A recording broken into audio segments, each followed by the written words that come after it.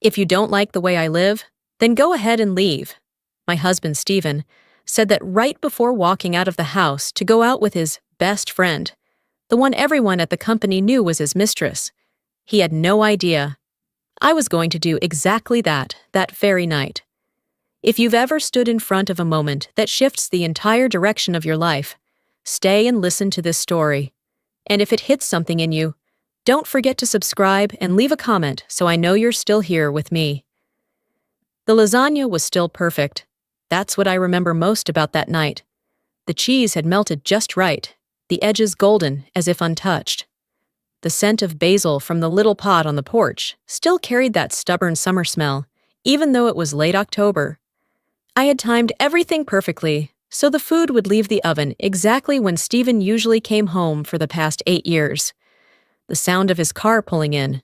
I didn't get up from the table. At the very least, I had learned that much. Rushing to the door, smiling wide, asking about his day with that almost pleading energy only annoyed him.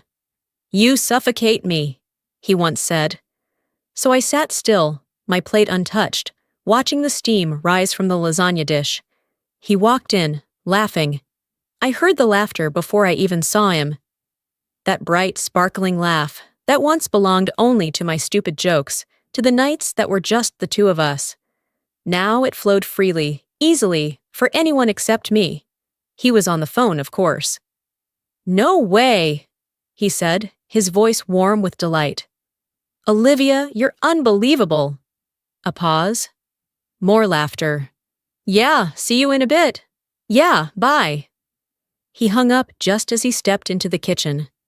And for a split second, maybe not even half a second, the smile on his face froze when he saw me sitting there waiting. Like someone suddenly remembering a responsibility, something mildly irritating, like a dentist appointment or an oil change. "You cooked," he said. Not a question. Not exactly an accusation either, just an observation. Flat and cold. I nodded, gesturing lightly toward his plate. Still hot. Stephen set his bag on the counter, the easiest place to grab it again when he rushed out. He'd been doing that lately, keeping everything in a state of motion, always ready to disappear from this home. "I already ate," he said, pulling a soda from the fridge. "Olivia and I had a work dinner. That new place near the office." Olivia, his best friend, that cute label he used like giving it a nickname, was enough to make everything harmless. They worked at the downtown advertising agency, desks next to each other, brainstorming campaigns together, having lunch together, and now dinner too. "You could have texted," I said, trying to keep my voice steady. I'd learned that showing hurt only made me the dramatic one, the difficult one. "I did text you." He pulled out his phone, scrolling theatrically. "Huh, must have meant to. We were deep in that Jensen brainstorm." Time. That strange elastic concept that stretches endlessly when you're with someone you want, and snaps into nothing when you're with someone you vowed forever to. I looked at the food on the table. All that time, all that care, the grocery trip to get the fresh mozzarella he liked. The way I layered everything exactly the way his mother taught me back when she still talked to me, before he told her something about our marriage that made every holiday meal short and suffocating. "It's fine, I'll put it away," I said, getting up. "Actually," Stephen said, and I recognized that tone instantly, the tone of informing, not discussing. "Actually, I'm heading out again tonight. New club opened last month. The whole team's going networking." "The team is going networking at a club?" I repeated, just to be sure. His chin lifted a little, defensive. "This is a big opportunity for the company, Laura. Some of us are still building our careers. Some people, unlike me, a librarian who got home at 4, whose biggest achievement that year was convincing the school board to approve a few new bookshelves." I heard the comparison even if he didn't say it out loud. "What time will you be home?" The moment the question slipped out, I knew I'd made a mistake, the second it left my mouth. His eyes went cold. "I don't know. When networking is done, when I feel like it." He set the soda down harder than he needed to. Why do I have to ask your permission? Or report to you like some teenager with a curfew? I didn't mean it like that. Then what did you mean, Laura? Checking whether your husband comes home on time? Starting up those crazy thoughts again? The words hung between us like smoke. I felt the conversation sliding into that familiar, dangerous place, toward the cliff where one of us would say something that couldn't be taken back. Usually me. I was usually the one who went too far. The emotional one. The one who ruined things just by caring too much. I just made dinner, I said softly. Thought we'd eat together.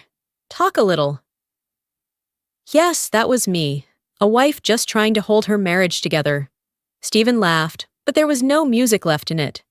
See, that's exactly what you do. This needy, clingy thing.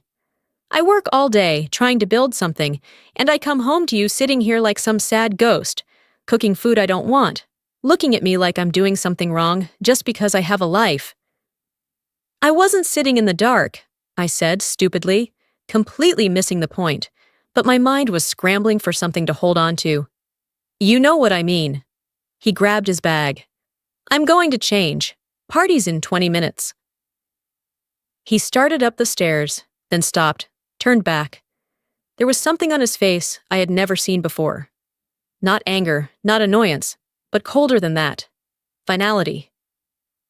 If you don't like the way I live, he said, each word slow, clear, sharp, then go ahead and leave. A CT2. Stephen, I tried to interrupt him, but he just stepped back once and then stepped forward again, as if he was about to soften, about to take back what he'd said. But no. His eyes were already hard like glass, firm like someone who had made up his mind. I mean it. I'm tired of this family, tired of feeling guilty just for living my own life. If you can't handle the fact that I have friends, a career, interests outside of you, then maybe you should be the one to leave. He turned and walked upstairs.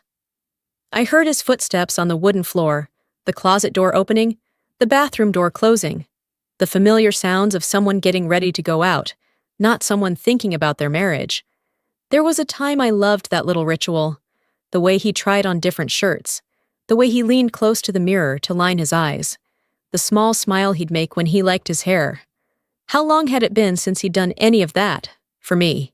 I looked around the house, then at the dining table, where I had laid out the tablecloth, placed the nice plates, even set out 2 candles I never got the chance to light. Silence rushed in fast, so fast it felt like something tightened in my chest. Upstairs, the hairdryer turned on. Then music, the upbeat kind he always played whenever he was going somewhere better than home. I walked to the living room and sat on the sofa we had picked out together at the furniture store downtown.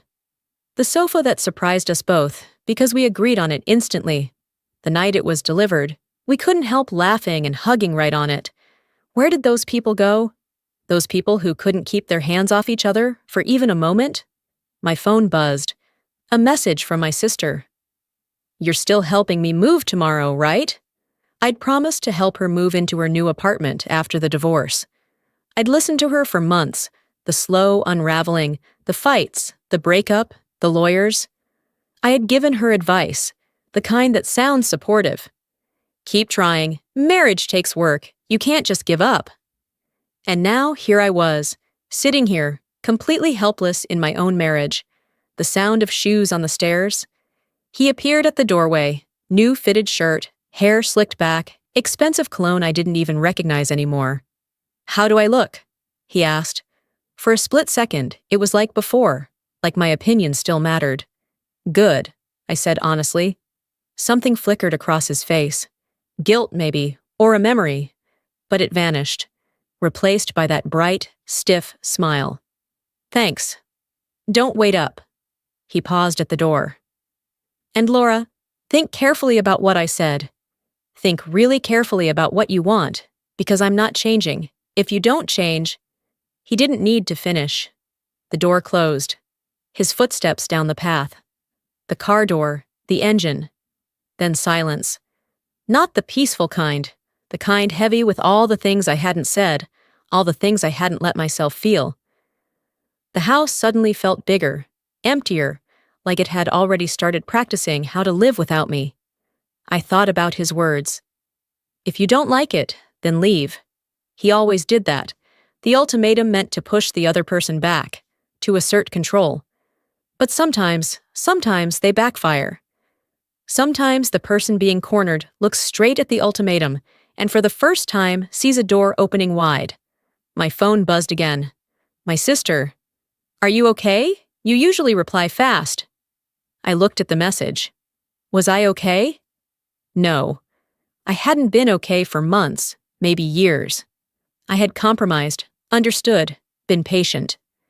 I had folded myself smaller and smaller, tried to take up less space in my own life, in my own marriage, tried to shrink myself to fit the tiny corner left in his ever-growing world. When had I become this? When had I started believing that loving someone meant disappearing? I stood up and went to the bedroom. His clothes were scattered across the bed, the ones he'd rejected while choosing what to wear to go out with Olivia. His expensive cologne still lingered, but it felt foreign. When had he switched scents? I opened my closet. My clothes hung neatly by color, by season. The shirts he bought that I never wore because they made me look too young, like the version of me he wanted to show off. The jackets I bought for myself that he said were old, plain, too much like the real me. I pulled out the suitcase. He said he'd come home when he felt like it, probably around 3 a.m. The familiar pattern. Him coming home smelling like alcohol, like someone else's perfume, both wired and exhausted, ready to pick a fight if I was awake, irritated if I wasn't. I started with the essentials: clothes, shoes, books, the ones that were truly mine, not the ones he arranged on the shelf for aesthetic. My laptop, the watch my grandfather left me, a few photos from before I became an accessory in his life. The house was unusually quiet, just the sound of hangers sliding, the zipper closing, drawers shutting, the sounds of a life packing itself away. In the bathroom, while gathering my things, I saw his journal, the one he wrote in when he thought I was asleep. It was under a magazine on the bedside table, like a cruel invitation. I could read it. Part of me wanted to. Part of me needed to know what he truly thought, what he truly felt about me. But I didn't.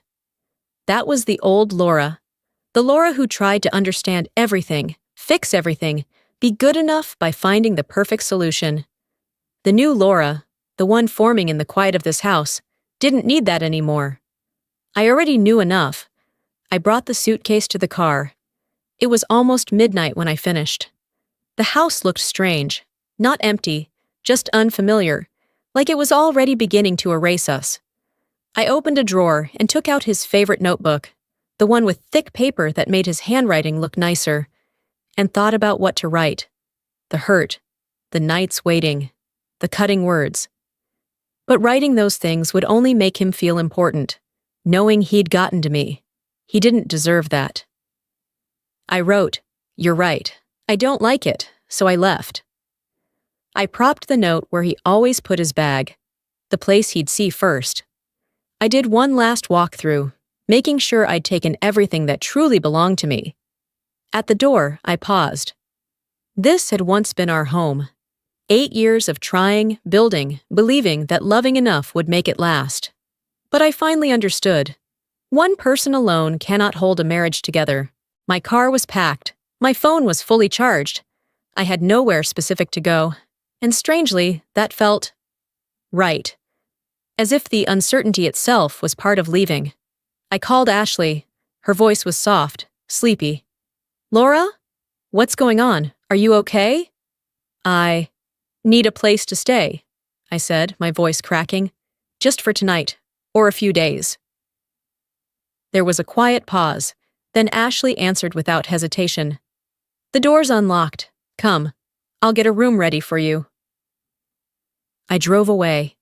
In the rearview mirror, our house grew smaller until it disappeared behind the trees. The lights I left on still burned inside, like a stage abandoned mid-scene. All the love I had for him stayed in that house. Somewhere in the middle of downtown, Stephen was dancing, laughing, living the life he wanted, with exactly the person he wanted. Ashley's apartment smelled like cardboard and regret.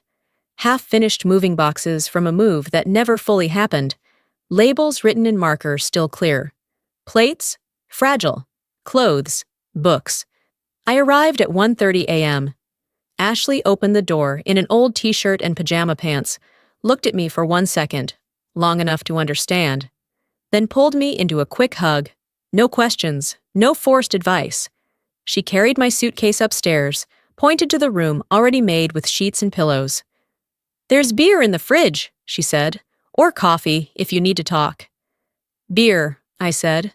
We sat in the unfinished living room, drinking in silence until almost 3, when I finally said, "He told me if I didn't like how he lived, I could go."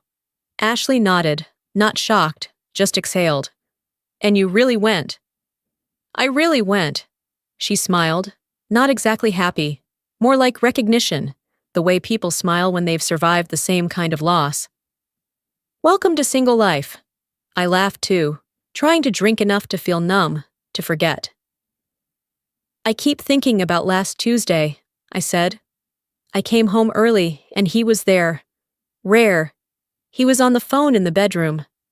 I heard him laugh, and for 1 second, I thought he was laughing with me. Thought he heard the door and was excited to tell me something funny. But he wasn't.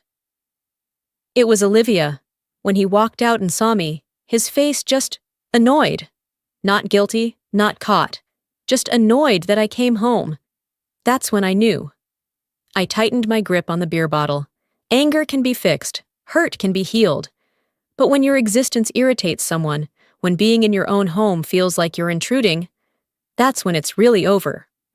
Morning came, Sunday. Pale autumn light filtered through Ashley's curtainless window.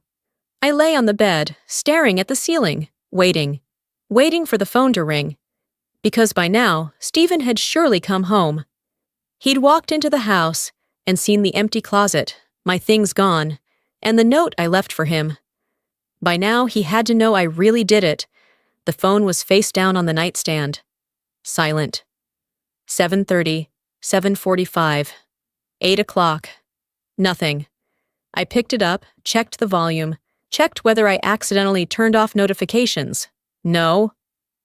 The most recent message was still Ashley's from midnight. "Doors open." When Ashley walked out of her bedroom, her hair was messy in every direction. She looked at me, then at the phone in my hand, and exhaled. "He hasn't called." "No." Ashley went into the kitchen, started making coffee. That sound, normal, simple, echoed like it was just any quiet Sunday morning, not the first morning of a life I didn't recognize yet. "Or," Ashley said, pouring coffee into 2 mugs, "maybe he's not going to call at all." "Do you know when my ex finally contacted me again?" "When?" 3 days later, to ask why his favorite dress shirt wasn't washed. She handed me the mug. Not to ask if I was okay, not where I went, just why his damn shirt wasn't clean. We sat there drinking in silence. Outside, the city was waking up. Car doors closing, church bells echoing. The familiar but peaceful sounds of people living normal lives on a normal Sunday morning. "Do you regret it?" I asked. "The divorce?" Ashley thought, really thought, something I'd always loved about her.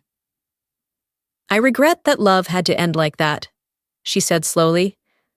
"But the divorce? No." I looked down at the phone in my hand. The screen was black. No missed calls, no messages, no sign at all from the man who once said he loved me, the man who just last night said the words that ended our marriage. A CT4. She looked at me over the rim of her glass, her eyes serious but gentle. "You know what the worst part is?" she said. "It's not the big fights, not even the cheating. It's the small things. The way he sighs when you walk into the room, like your existence is a burden. The way he makes plans alone, and then acts like you're controlling when you ask a normal question. And the way you start apologizing, just because you still want to hold on, to save a marriage that's already fallen apart." I understood. God, I understood so deeply it hurt in my bones. My phone buzzed. We both looked down. My heart sprinted and stopped all at once. I picked it up. It was Stephen, not calling, a text. "Really, Laura? Seriously?" I stared at those words.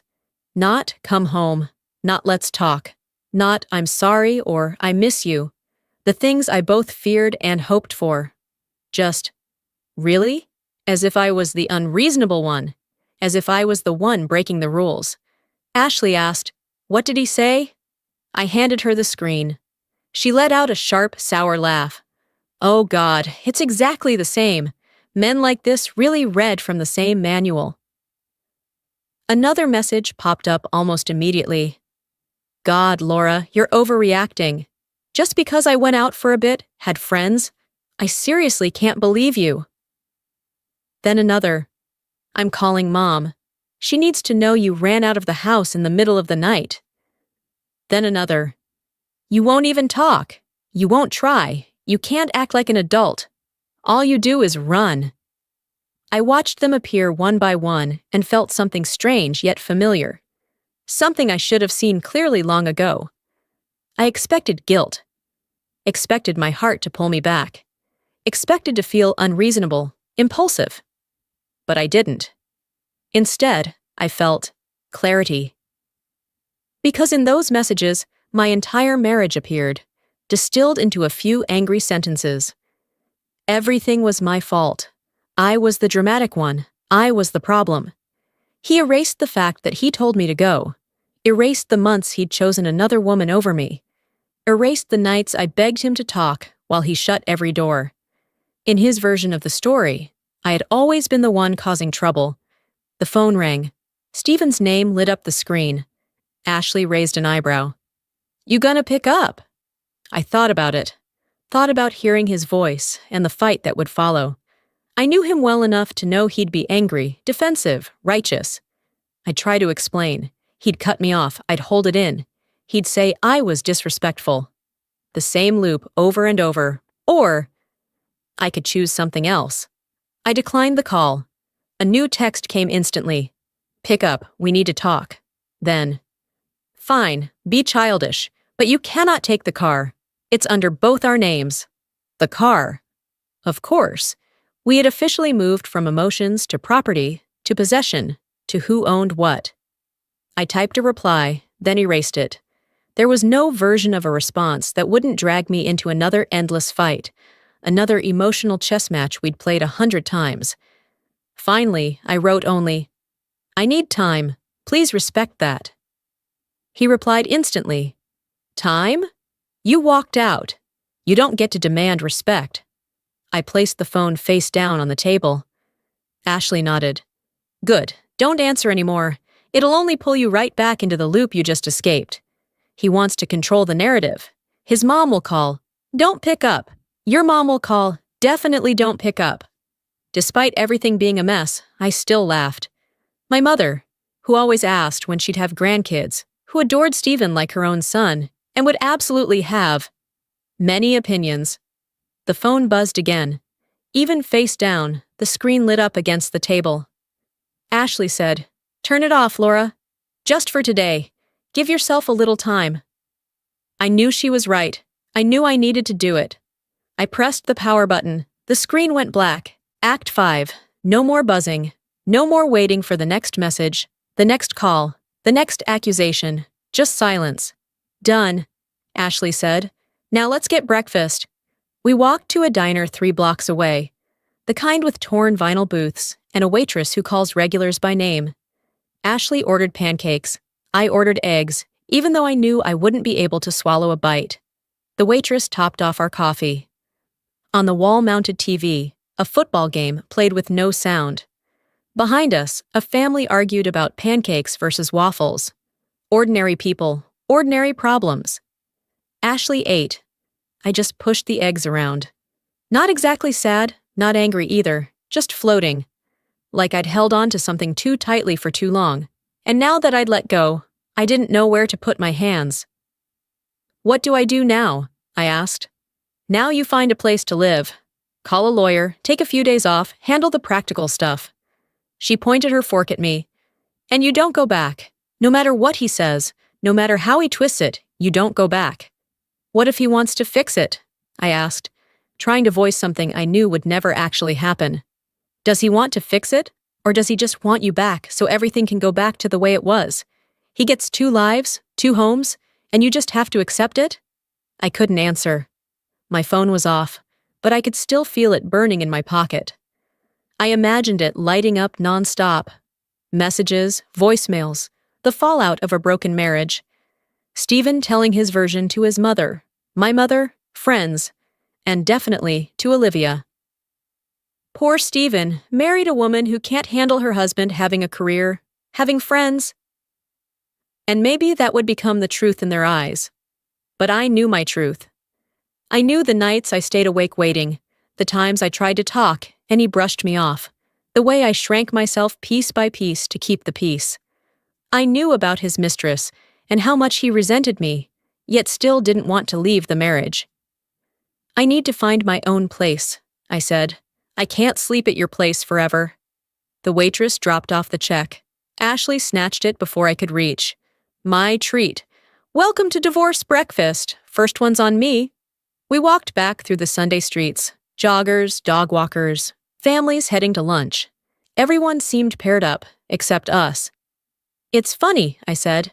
Yesterday morning, I woke up a married woman. In my house, in my bed, thinking about making him the breakfast he likes. Thinking last night's fight would be the one to fix everything, and we'd go back to normal. I actually believed that. I laughed, but it hurt. 24 hours ago I was still trying. Still that idiot. And this version of you is better, Ashley said. The one who chooses herself, not the one waiting to be chosen.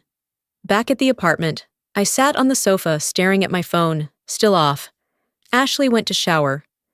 The sound of running water was steady, ordinary, strangely comforting. I picked up my phone and turned it on. Instantly, it came alive. Buzzing, lighting up, exploding with notifications. 23 messages, 4 voicemails, 3 missed calls. I didn't open them, didn't listen, didn't read. I just watched the numbers climb and felt nothing, not empty, just light. Light because I didn't have to respond anymore. Light because I was here, in Ashley's messy apartment, and not trapped in a house full of everything except the one thing that mattered: love, respect. One message stood out, from an unknown number. This is Olivia. Stephen is very upset. Whatever is going on between you two, you should grow up and talk to him. No one deserves to be treated like that. I stared at it, read it 3 times. Olivia, the woman my husband prioritized over his wife, was lecturing me about how to treat my husband. Something in me, the part that had bent and bent and bent for months, finally snapped. I didn't reply, didn't argue. But I took a screenshot, saved it into a new folder I named simply Remember. Because I would need to remember. When doubt crept in. When guilt tried to drag me back. When Stephen's version of the story started sounding louder than my own memory, I would need proof that this happened. Ashley came out of the bathroom, hair damp, and saw me holding the phone. You okay? I put it down. Yeah, I said. For the first time since last night, I think I actually am. Monday morning arrived like a freight train full of responsibilities I had forgotten existed. My 5:30 a.m. alarm went off, the time I used to wake up to make breakfast for Stephen before he went to work. For 3 foggy seconds, I didn't know where I was. Then I saw Ashley's moving boxes, the unfamiliar ceiling, and remembered. I unlocked my phone. My husband, who had sent 17 new messages from midnight to morning, was telling the whole world I abandoned him. I scrolled. Stephen's messages had shifted. From angry, wounded, strategically pitiful, the man who once bragged endlessly about his manhood, who flaunted another woman like a badge of honor, couldn't do the simplest thing, except that I had left. I didn't respond. Not just blocked on my phone, blocked entirely in my mind. The version of Laura who used to soften, who used to go back just to patch up things that were never hers to fix, was gone. But Stephen wasn't someone who gave up easily. When his messages went unanswered, he chose the lowest move. He called my mother. My mother, the gentlest person alive. the kind who softens her voice even when criticizing food, who always tries to see the best in everyone. He must have thought she would plead with me, beg me to give him another chance, guilt-trip me into returning. But that night, my mother called me, half laughing, half baffled. "He called me, asked me to tell you to talk to him," she said, shaking her head through the phone. "And I told him this. If my daughter turned off your phone, then I'm sure you deserve that silence." And then I hung up. She was still laughing when she finished, but I just stood there, feeling something that felt a lot like being protected. My mother never speaks harshly to anyone, but today she chose my side, clearly, firmly, without hesitation. And for the first time, I felt I wasn't alone in leaving. That night, Stephen's lawyer called. I felt myself go numb, like my soul had slipped out of my body. "He filed," I told Ashley. "Stephen filed for divorce. Today." Ashley immediately opened her laptop, not waiting another minute, not hoping he'll come to his senses. "He's declared war, and you need weapons." She dialed straight to her own attorney, Robert Murphy. I sat there, head hollow, trying to process what was happening. 2 days ago, I was still someone's wife. Not happy, but still a wife. Still thinking I'd try one last time. And now, forced into the role of the cruel one, erased from my own marriage's story, turned into the villain in the narrative of my own life. Robert answered, voice warm but sharp. "Can you come to my office tomorrow at 9 a.m.? Bring every financial document you have, bank statements, taxes, mortgage papers, text, emails, anything that shows the timeline. And from now on, do not speak to Stephen directly. Everything goes through counsel, understood?" I nodded mechanically. The next morning, Robert Murphy's office wasn't what I expected. No dark wood, no intimidating law books, just white walls, soft chairs, a desk with a laptop, and a photo of 2 golden retrievers. He stood when Ashley and I entered, offering his hand. Gray hair cut short, eyes sharp in the way that sees through lies. "Laura, Ashley, sit." I sat, clutching the thick folder. I had stayed up half the night gathering everything. Statements, taxes, the mortgage, screenshots of messages, the note I left on his windshield. Every artifact of a marriage in its death throes. "Ashley gave me the basics," Robert said, opening his laptop. "But I need to hear it from you. When did you realize the marriage had problems?" I opened my mouth, then closed it again. When did it start? When Stephen kept coming home late. When he talked about Olivia more than he talked to me. When I felt like a tolerated lodger instead of a loved wife. "Gradually," I said, "like ice melting, slowly, until you look and realize it's all water now." Robert nodded. "Tell me about the night you left." And I told him. The lasagna, the call with Olivia, Stephen getting dressed to go out, the ultimatum. "If you don't like how I live, then leave." "And you did?" "Yes." "Did you respond in writing, text, email?" "I left a note. You're right, I don't like it, so I left." The corner of Robert's mouth lifted, almost a smile. Using his own words, smart. He typed a few lines. "When did he file?" "Yesterday. His lawyer is Jennifer Hartfield." Robert's expression changed instantly. Sharper, more cautious. "Jennifer's good, aggressive, likes to paint her clients as victims and the other side as emotional abusers." He looked directly at me. "She will try to turn you into a monster, Laura. She will use your note as cold evidence. She will argue that blocking him was emotional cruelty." "But he told me to leave." "Do you have proof? Recording? Witness?" "No. Just the 2 of us." He leaned forward. "Here's the plan. He filed for divorce, claiming abandonment and emotional harm. They'll go after the assets. They'll build a narrative that you're the cold wife who walked out without reason." My stomach tightened. Can she do that? She can try. Whether it works is a different matter. Robert pulled up a screen. But if we can prove infidelity or serious misconduct, the entire case tilts your way. Now, let's review the statements. I handed him the documents. He scanned each page, eyes narrowing.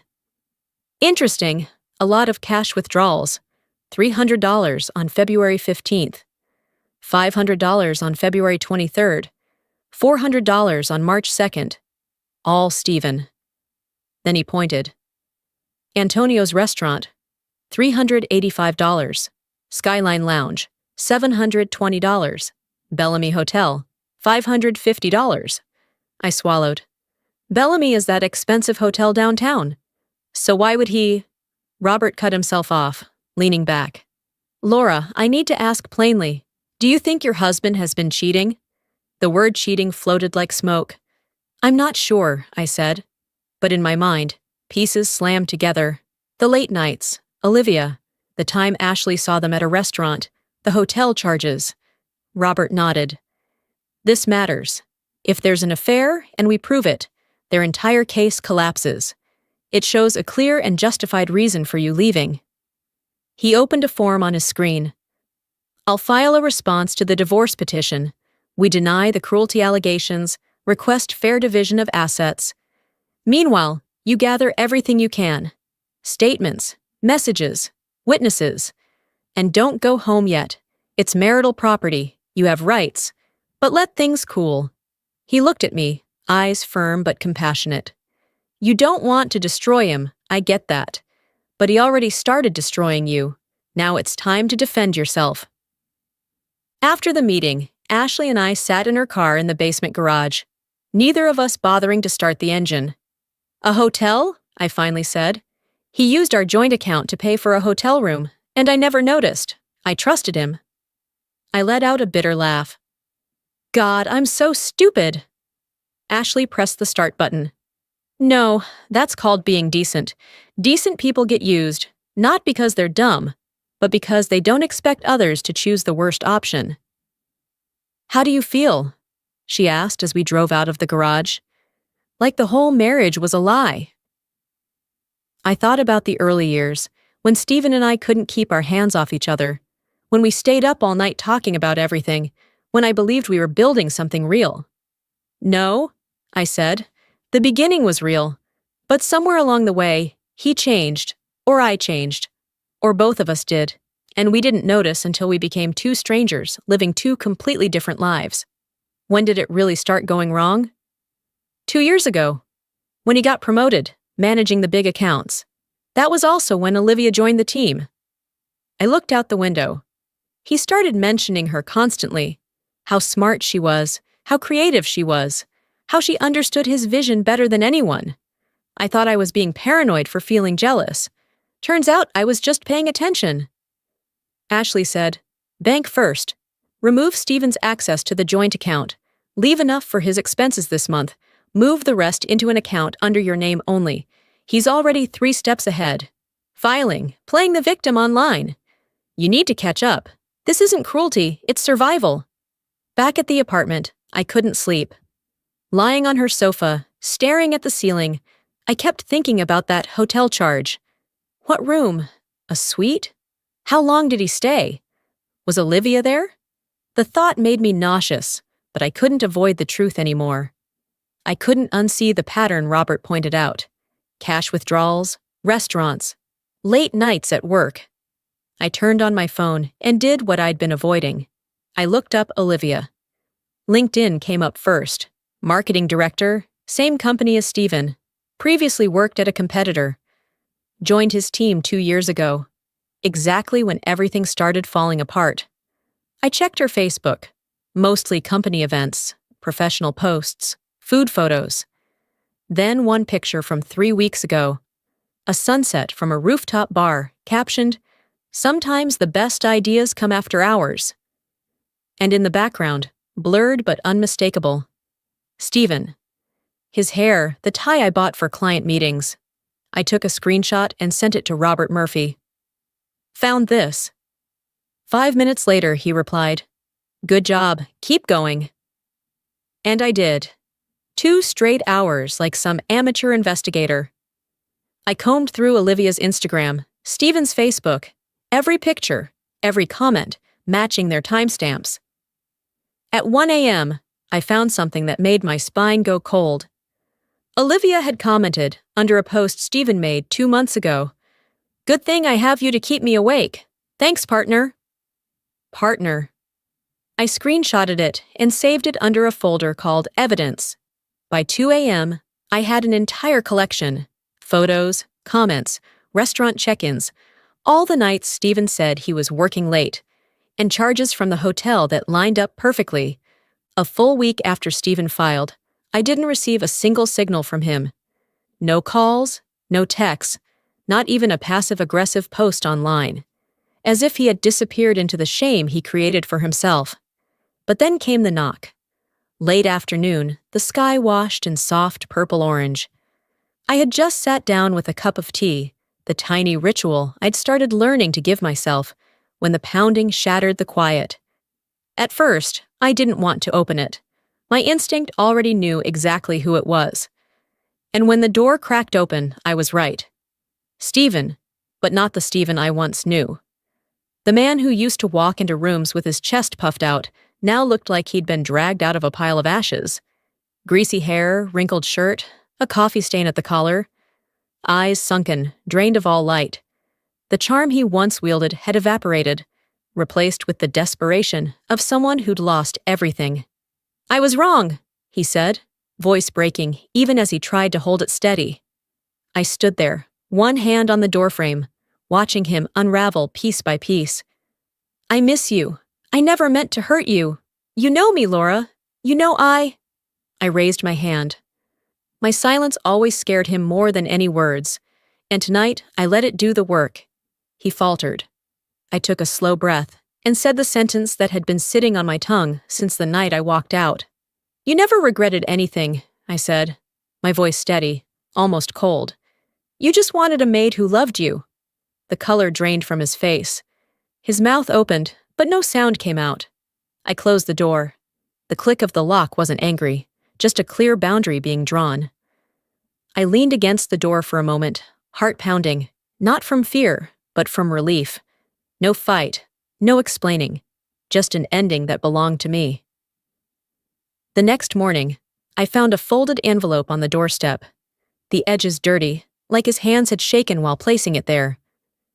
I picked it up, hesitated, then opened it. 3 handwritten pages, messy, uneven. The first line was a grand apology, hollow as air. "I didn't mean to hurt you. I was stupid." Then came the excuses. Work stress.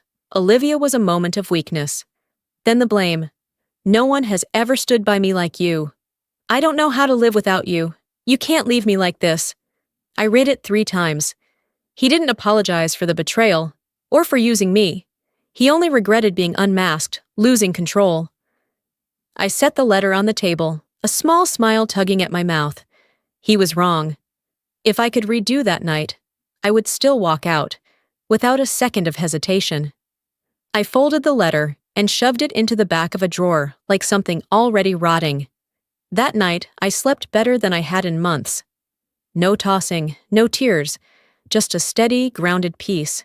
Because I finally understood. All that was left between us was his bitterness, and bitterness couldn't reach me anymore. But Steven wasn't done. 2 days later, my phone rang with an unknown number. I answered, thinking it was work. The moment I heard his voice, my stomach tightened. "You'll regret this," he growled. "You think you can just leave me? Enjoy being alone forever, Laura. That's what you deserve." That was the real Steven, not the man who once loved me, but a grown man throwing a tantrum over losing his favorite toy, furious because he lost his power. I didn't respond. I hung up and blocked the number. My hand didn't even shake. His words didn't hurt me. They only confirmed everything. And then, when everything was finally over, when the papers were signed, when the house was divided, when my name was no longer tied to his, I found myself standing in a new kind of quiet. Not the fearful quiet I used to live in, but the quiet of freedom, the quiet of a first breath after a very long storm. Those were the first days of living alone, when the December sunrise slipped through the curtains of the small apartment I rented. pale gold light falling onto the wooden floor I had cleaned myself, and I realized I had never truly lived in a space that was entirely mine until now. I started with small habits, the things Stephen once promised we'd do together, but never did.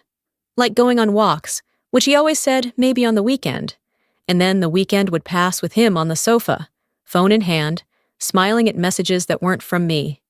In the mornings, I walked down streets covered in fallen yellow leaves, the autumn chill brushing against my skin, music in my ears. The soft ballads I once loved but had forgotten, because I always had to listen to whatever upbeat tracks he preferred. My steps felt lighter, no longer weighed down by waiting for a late-night call or eating dinners alone.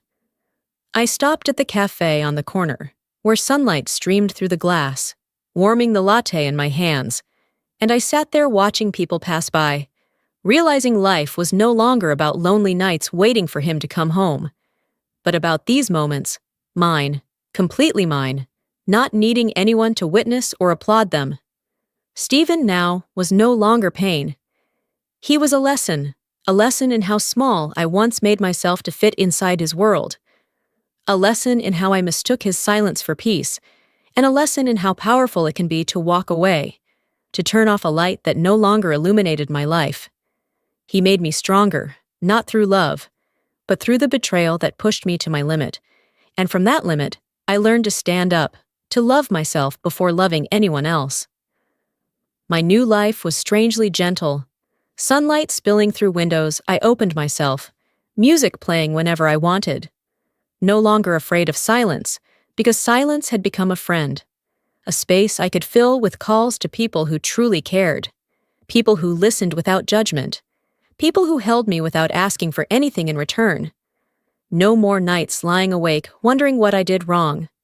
Instead, deep sleep, waking up with a sense of freedom, like a bird finally out of its cage, flying without fear of falling. I saw myself becoming someone new, stronger, more independent, free of the emotional weight that once pressed down on me, free of empty promises, free of nights spent waiting, free of the fear of being abandoned because now I was the one who chose to leave, and in that choosing I found myself, whole and bright. Some lights, once turned off, are never meant to be switched back on, because sometimes darkness is necessary for us to see our own true light. Some women, once they walk away, never look back, because ahead is a path they carve for themselves, no longer defined by anyone else. And if my story touches you, if it reminds you of the dinners you waited alone for, the nights you lay awake by yourself, subscribe to this channel to join me in sharing healing journeys, lessons born from pain, and share your story in the comments, because sometimes telling it is how we begin to turn the lights back on. Some doors, when they close, aren't meant to lock you in. They're meant to open up a new horizon where you are the one holding the key.